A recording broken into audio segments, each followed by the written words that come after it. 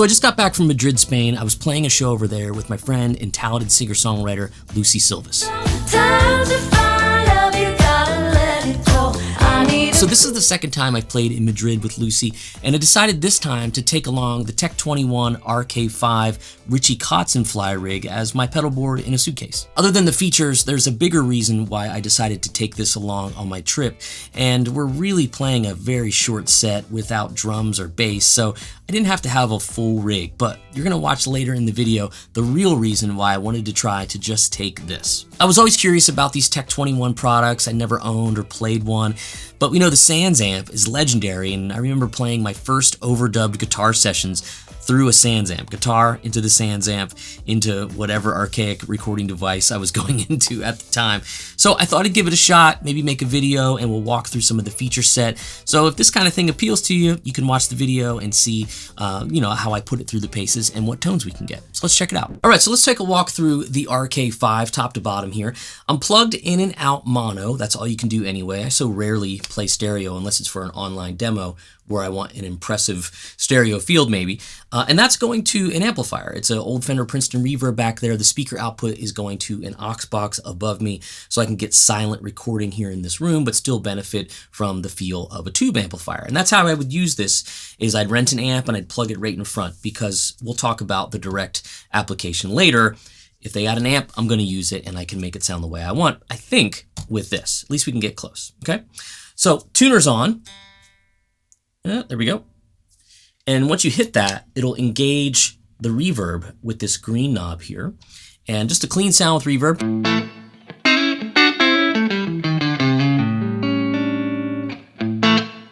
And you can change the size of that to make it either a longer or shorter decay with this button. So we can have short delay or long delay. Decay, I should say, decay time. So if you want to do some kind of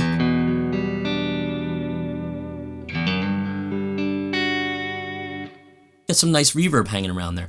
And it doesn't sound like there's artifacts. A lot of times when I hear it in the ears, I can sometimes hear a digital thing at the end of the reverb. It actually sounds really nice. Let's go back to the shorter size. And I'll tell you one thing about these knobs. It's the weakest link, I think, in the whole design, is because these feel a little not as robust as you'd like them to. They move a little bit. I get worried about that kind of stuff when traveling. Thankfully, it's small enough I can, keep it close to me. Now, I love that they have this boost on here, and we can kick this in. Check it out. And of course, we can adjust the amount here on this knob. It's a great always on.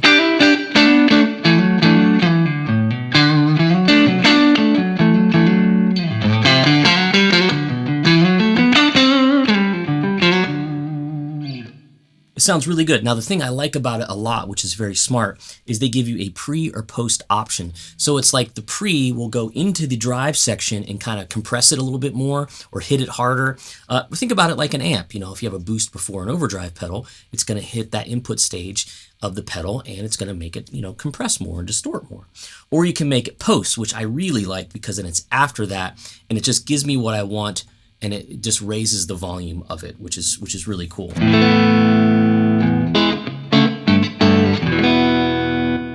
Now, when it's by itself, you won't hear much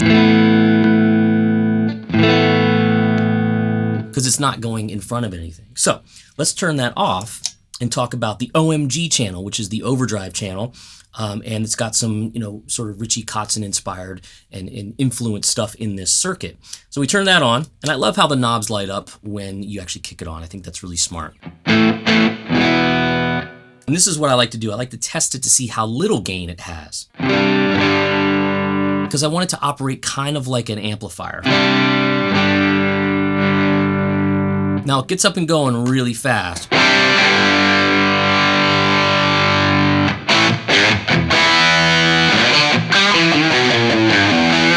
Now I'll never use that much gain on the gig I was on, but it's on board. I wouldn't mind it being a little bit more gradual and give me some, more mid gain. So I really had to run it almost all the way off. Tuning. Let's see if the tuner actually can help us. I think I pushed it out of tune a little bit. Yeah, there we go. All right. Gotta make sure your reverb's on. but there's great tones in it. Yeah, that sounds and feels really good. And I can continue to crank it. But if we wanted a different flavor, maybe we're using an overdrive pedal before it or after and we want a fuzz sound, you can throw this switch here and make it a little bit more, or a lot more fuzzy, if you will.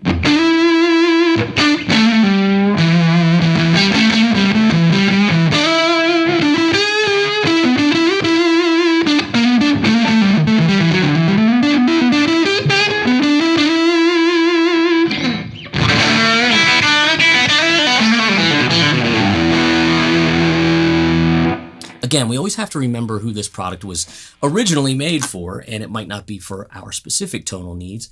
Like the fuzz, you might not be into that, but there's some stuff on board that I think will get you through most of your situations if you need a medium gain. And then of course, if we want to boost that gain, we can do that. So here it would be pre. So I'm going to put the bridge pickup on.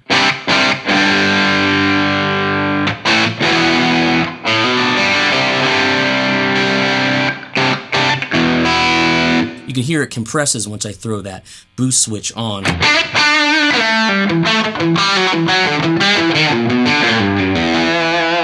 We see it really excels in that sort of, medium to high gain area.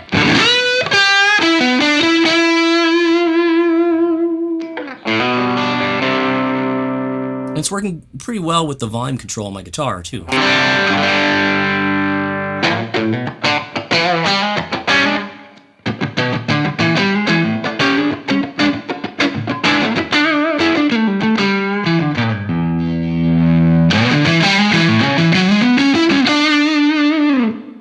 So pretty flexible. Now check this out. If I can take this off, and I'm going to do post, well, it's going to be pre here.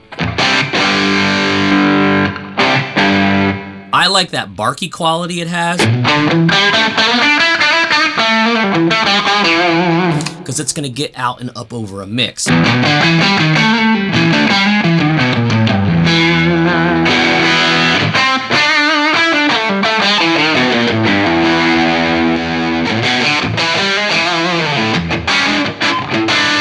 You can hear that it kind of compresses more as the boost is put in front of the overdrive circuit. So yeah, really fun stuff. Now, we're going to skip this Sans amp section real quickly, but we're going to go back to it. Because we got the reverb, we can turn some delay on, and I was using the delay, a little slap back. Let's take this off, let's put this on. Nice slap.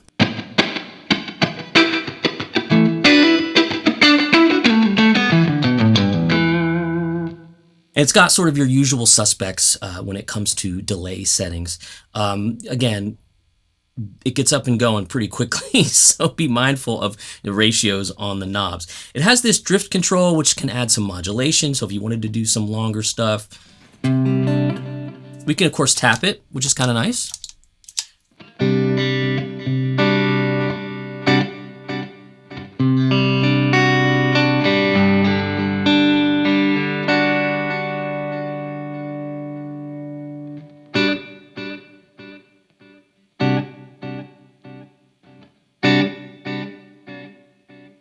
You can hear the delay trail start to emulate that dying tape sort of sound.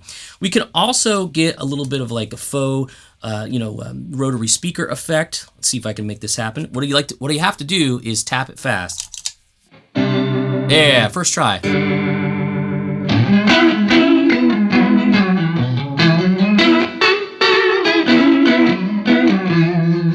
What would be nice, maybe if you had a delay pedal in the loop, you could use this as your rotary sound, Yeah.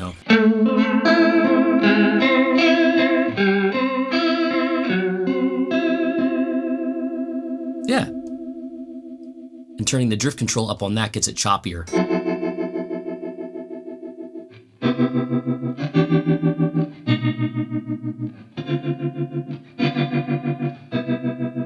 Yeah, pretty fun.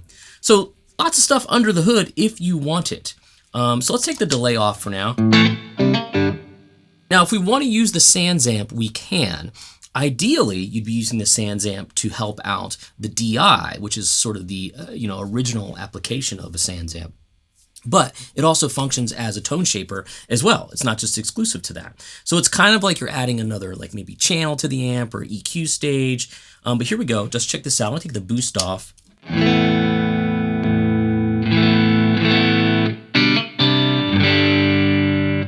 It's sounding pretty good direct.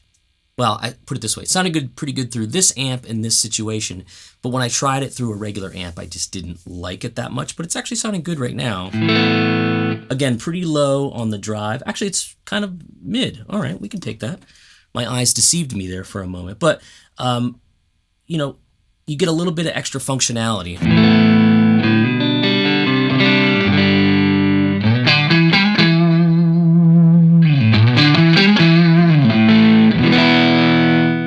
So when I want to add some drive, make sure my volumes kind of match, for a boost at least anyway. Probably a little hot, but then I can add the boost. I can do it post, take it over to the top.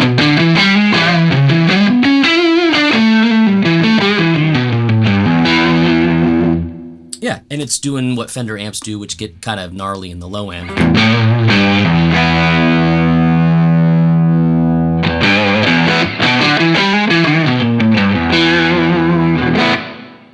So some solid sounds there. I mean, I always said to myself, if I can't make this work, then I shouldn't be doing this at all. But it worked. Again, for the amount of songs and material we were doing, it was a perfect choice. And I went in completely confident, knowing that the RK5 would kind of give me what I needed. So there you have it. Boost, drive, reverb, delay, tuner, rotary if you need it.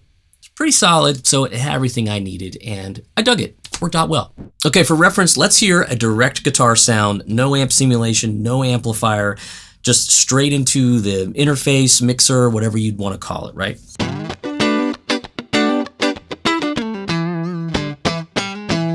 You hear that sometimes in funk guitar stuff. Prince would do it all the time. A bunch of other people would too. And sometimes you'll hear direct guitar in like 80s clean guitar sounds. There are draped in chorus, reverb, and delay, of course, but sometimes there's no amp, it's just direct. So that's what you're hearing. So we want to put a little reverb on, and let's put our delay sound back. Okay, getting there. This is where the Sans amp comes in. So we're going to throw the Sans amp on.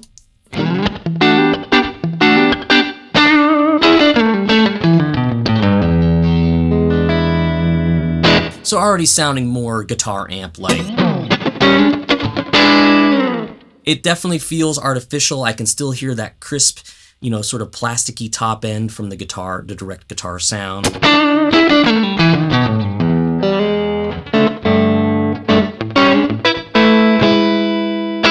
Not terrible, okay? Not the best either, but not terrible. You could get through a gig, you know, if it was an emergency. So when you add the overdrive to it, it's gonna get even, you know, a little more guitaristic.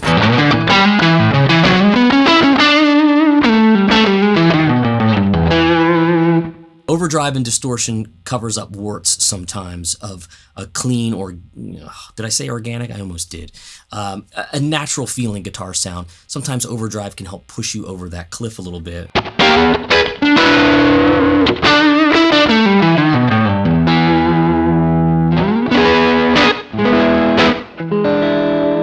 That's for the people who say, play chords. I hear it all the time.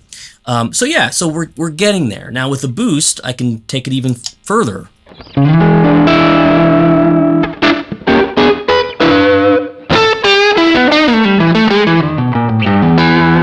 I can still hear that sort of plastic feeling of the pick hitting the string and being recreated.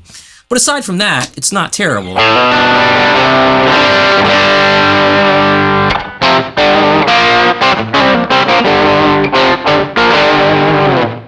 If you're playing those kinds of sounds, I think you could get away with it.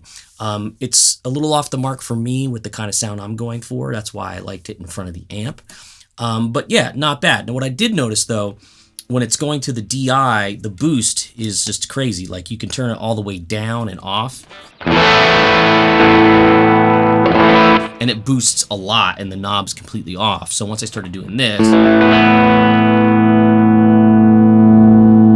it comes on pretty aggressively. So I'm a real stickler for like logarithmic feels of knobs, and you're not going to get in a product like this, in the form factor and the price point, you're not going to get all of the bells and whistles of a more, perhaps a higher end piece of gear that has components that I would enjoy, like things that really allow me to dial things in. You can always tell when you turn knobs, if there's a lot going on in that spectrum, that somebody's really used their ears to suss that circuitry out. But yeah, it's not bad going through, the direct output out to the mixer or the PA system or whatever. They recommend that you can also use like an IR player after the direct output. And that's fine if you're into that kind of thing. Once you start adding extra pieces of gear to this equation, you start to lose me, because the IR world is just so deep with options that it's almost like the paralysis by analysis thing. But the goal of this video is just me saying, hey, here's the situation. This is the gear I chose. Here's how it worked for me. Let's dive in deep and show you guys. I'm not going to be waving the flag and saying everyone needs one of these. These are the greatest. It's just what worked for me at the time. And as a musician that does all sorts of gigs in his life, like, the tools matter, and you have to do the one that gets you to the finish line or the end zone or whatever, analogy you want to come up with. But that's what the Tech21 RK5 did, and it was fun to use, and I thought you guys would dig it. So here's what really prompted the experiment for me to use this. It goes back to last year's festival in Madrid. Why is there so many beautiful people here? Where I packed a guitar vault that I could check on a plane. I packed a Pelican case with my pedal board and everything I would need. And as you might guess, it didn't make it. The gear did not make it to Madrid in time. So what do you do when that happens? Well, thankfully, we were already working with what's called a backline company, which is basically like a gear rental company that will set you up on a festival with an amp that you might need and even a guitar. And in this case, I needed a guitar, I needed an acoustic, and I needed some pedals. So I had to think on my feet, and thankfully we had enough time to suss it out. So we ordered some guitars from the backline company, and they sent a really nice Martin acoustic, but they also sent me a custom shop telly, which I was pretty shocked about. And when I got it open, it felt good, but man, it had some issues. It had setup issues. I didn't have any tools with me to work on it. I was like kind of shimmying the saddles to see if I could get them a little bit lower. And not only that, the neck pickup on the guitar was wired to the old vintage spec where it just sounds like mud. So I had to play in the middle and bridge position the entire gig. We played a lot more songs in a full band capacity then, and it worked out. And you can hear that, I got the tones I needed.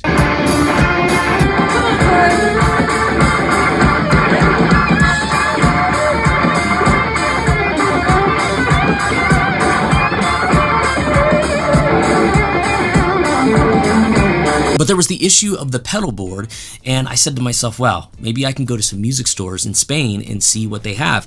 And I searched a couple of them until I found one called Malaga 8 or Malaga 8.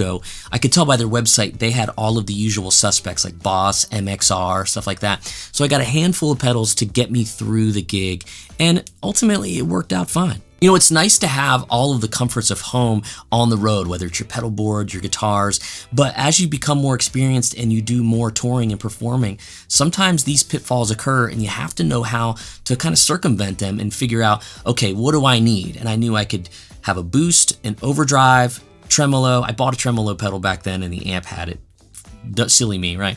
And then anything else like a tuner. And that's really all I needed to get through the gig. Would I love to have different delays or different reverbs? Yeah, but you so rarely hear the nuances of that through a big PA system. I just had to suck it up and say, what is the bare minimum?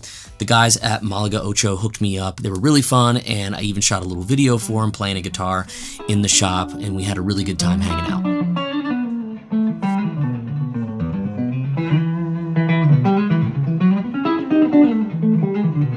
So now back to the gig. I'm happy to report that the RK5 did a great job. I only really used the boost, the reverb, and the delay. I didn't go direct. I went out straight to a rented Fender Twin, and I was able to use also the reverb on it and the tremolo. But we only played 4 songs, so I didn't really get to experiment all that much. And you're gonna say 4 songs? You went all the way from Nashville to Madrid for 4 tunes? Yeah, that's what you do when you wanna play with a friend who's as talented as Lucy and you have such a good time playing her music. And I'd do it next week and we'd have fun doing it. And Whether I take this or not, I don't know, but it did the job, and that's all that matters. There you have it. That's my experience with the Tech21 RK5 in a real world situation, even if it is only 4 songs. But that's what we do. We find a piece of gear that helps us get to the finish line in unusual circumstances, like flying all the way across the pond for 4 songs. But it worked great. It did mostly everything I wanted out of it. Give me a boost, some reverb, some delay, and it was fine. And it just goes to show, like, as much as I love all of my fancy gear, I made an executive decision to use something simple that would make travel easy. I picked this up from my friends at Sweetwater. They're also sponsoring this video. And if you want to learn more about this product, check the links in the description or the comments. And I'd love to know who also is a Tech21 owner out there. Are there other fly rig users? Do you know much about this company? I haven't owned really any of their products outside of playing through SansAmps for a few years and maybe a SansAmp plugin every now and again. But I'd love to learn more from you guys, so drop a comment below and stay tuned, because you never know what kind of piece of gear I'm going to be talking about that might actually help me or you do your musical job. All right, see you next time.